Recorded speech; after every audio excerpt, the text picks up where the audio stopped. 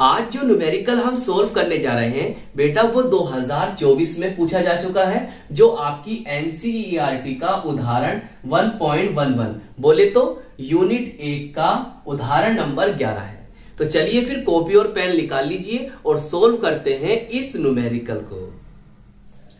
हमें दिया है एक ठोस के 1.26 ग्राम को 200 सेंटीमीटर क्यूब जलीय विलयन में घोला गया। 300 केल्विन पर इस विलयन का परासरण दाब 2.57 इंटू 10⁻³ बार पाया गया। ठोस के मोलर द्रव्यमान का परिकलन कीजिए। देखो बेटा, थोड़ा एनसीईआरटी में इस ठोस का नाम प्रोटीन दे रखा है। देखो एनसीईआरटी में कुछ इस तरह से दे रखा है, ये है बिल्कुल सेम ही। और एनसीईआरटी में जो इसका आंसर आ रहा है ना वो गलत है, याद रखना, आंसर उसमें गलत आ रहा है। चलिए तो हल करते हैं। जो चीजें हमें दे रखी हैं पहले हम यहां लिखेंगे, फॉर्मूला लगाएंगे और आंसर को प्राप्त कर लेंगे। हमें दे रखा है एक ठोस 1.26 बोले तो 1.26 ग्राम को 200 सेंटीमीटर क्यूब जलीय विलयन में घोला गया। देखो भाई, ये तो है आपका विलय और इस विलय को इसमें घोला गया, और ये क्या है बेटा, आपके विलयन का आयतन है। सही है। आपने कैसे पहचाना सर? इसके मात्रक से। सेंटीमीटर क्यूब है और सेंटीमीटर क्यूब किसके लिए लिखते हैं? वॉल्यूम के लिए लिखते हैं, आयतन के लिए लिखते हैं। चलिए तो विलय का भार या विलय का द्रव्यमान जिसे हम डिनोट करते हैं, जिसे हम प्रदर्शित करते हैं W2 से, कितना आ गया? 1.26 ग्राम। ऐसे लिख सकता हूं ग्राम, या फिर हिंदी में लिख लो ग्राम। सही है बेटा। विलय के लिए W2, M2, N2 लिखते हैं, और विलायक के लिए W1, M1 और N1 लिखते हैं। जैसे कि हमने लास्ट वीडियोस में आपको ये इन डिटेल समझा दिया था। तो बेटा पीछे की वीडियो देखते हुए आए, शुरू से देखते हुए आए वीडियो, तो आपको अच्छा समझ में आएगा। अब ये हमारा कौन है बेटा? आयतन है। तो हम इसे V से डिनोट करेंगे। तो ये है सेंटीमीटर क्यूब या सेंटीमीटर की पावर 3। इसे लीटर में कन्वर्ट करने के लिए हम क्या करेंगे सर? हम इसे 1000 से भाग कर देंगे। जब इसे 1000 से भाग करोगे तो अब क्या बन जाएगा सर? बन जाएगा 0.2 लीटर। सही है।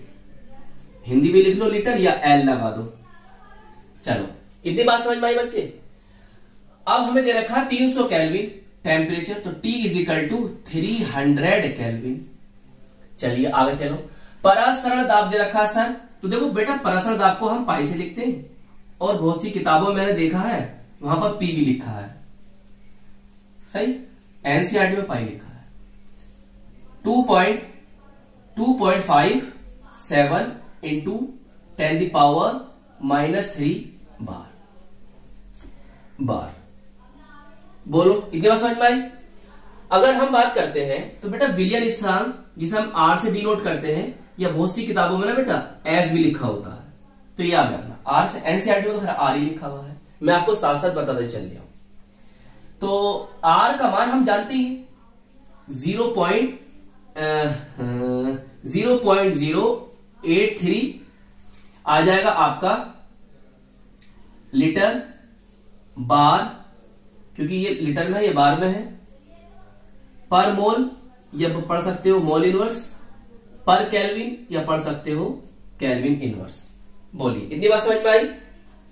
अब हमें ठोस का मोलर द्रव्यमान बोले तो बेटा मोलर मास, इंग्लिश में कहते हैं मोलर मास, या आपसे पूछ सकता है अणु भार। मोलर द्रव्यमान लिख के दे सकता है, या दे सकता है अणु भार, और अणु भार को अंग्रेजी में कहते हैं मोलिक्यूलर वेट। तो विलय का है, तो विलय के लिए हम 2 लगाते थे, बोले तो हम इसे लिखेंगे M2। तो हमें M2 क्या करना है, याद करना है। बताइए इतनी बातें समझ में आ गई होंगी? चलिए अब आपके पास एक सूत्र होता है, फॉर्मूला क्या होता है?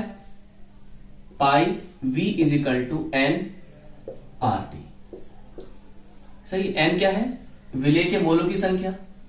तो इस फॉर्मूले को थोड़ा सा आगे बढ़ाएंगे बच्चे, ताकि हम इस न्यूमेरिकल्स में इन वैल्यूज को उस फॉर्मूले के अंदर रख सके। ये ब्लैक पेन से लिख देना, बॉक्स में बंद कर देना। चलिए भाई, विलय के मोलों की संख्या कैसे निकालते हैं? सर विलेय का भार या विलेय का द्रव्यमान W2, विलेय का मोलर द्रव्यमान या विलेय का अणु भार सर M2, और साथ में कौन है RT। सही, हमें निकालना क्या है बच्चे, हमें निकालना है यहां से M2 को निकालना है। तो हम क्या करेंगे, इसको इधर ले जाएंगे और ये यहां आ जाएगा, क्रॉस मल्टीप्लाई बोले तो अब हमारा ऊपर क्या बना, M2 RT upon pi V। चलिए अब ये वैल्यूज जो है इसमें रखिए और अपने आंसर को प्राप्त कर लीजिए। चलो रखो बेटा, W2 कहां है भाई सर, 1.26 इंटू 0.083 इंटू 300 सही अपॉन पाई की वैल्यू सर ये है 2.57 इंटू 10⁻³ इंटू वॉल्यूम सर 0.2। देखो भाई कुछ कम बढ़ती हो रहा है क्या, देखो एक काम हो सकता है, इसको काटू भाई, पॉइंट से पॉइंट खत्म हो जाएगा, ये पॉइंट के बाद 3 डिजिट है और ये 10⁻³ है, ये यहां से पावर खत्म हो जाएगी। इस पॉइंट को खत्म करूंगा तो एक 0 में ऊपर बढ़ा लूंगा, सही है, एक 0 में ऊपर बढ़ा लूंगा तो मैं 2 से इसे काट सकता हूं, सही है। चलो मैं बाद में लिखता हूं उसे, पहले तो लिखो जो बचा है वो लिखो पहले, सही। अब ये मैंने ऊपर ले गया 0.1, ये पॉइंट हटा 0 बढ़ा दिया मैंने, तो ये इतना हो जाएगा। चलिए नीचे क्या बचेगा आपका सर, बचेगा मेरा ये, देखिए अब मैं इसे काट सकता हूं, जो मैं कह रहा था 63 बन जाएगा, सही है। बताओ इधर देख लो, समझ लो, ध्यान से नोट कर लो। चले आगे, चलिए बेटा कैलकुलेशन थोड़ी टफ है, बाकी सब कुछ आसान है ना, कैलकुलेशन तो बेटा सीखना पड़ेगा आपको। जी भाई साहब चलिए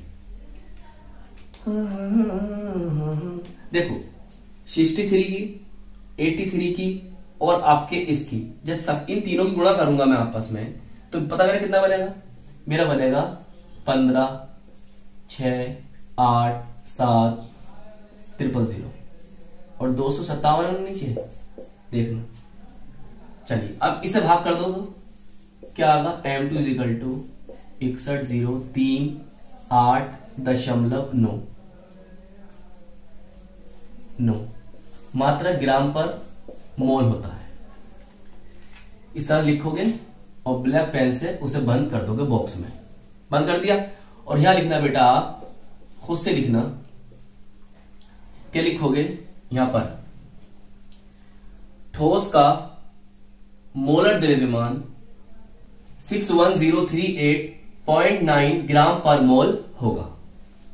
बताइए बात समझ में आ गई। तो ये न्यूमेरिकल था आपका 2024 में पूछा गया और बेटे एनसीईआरटी का ये, सही है।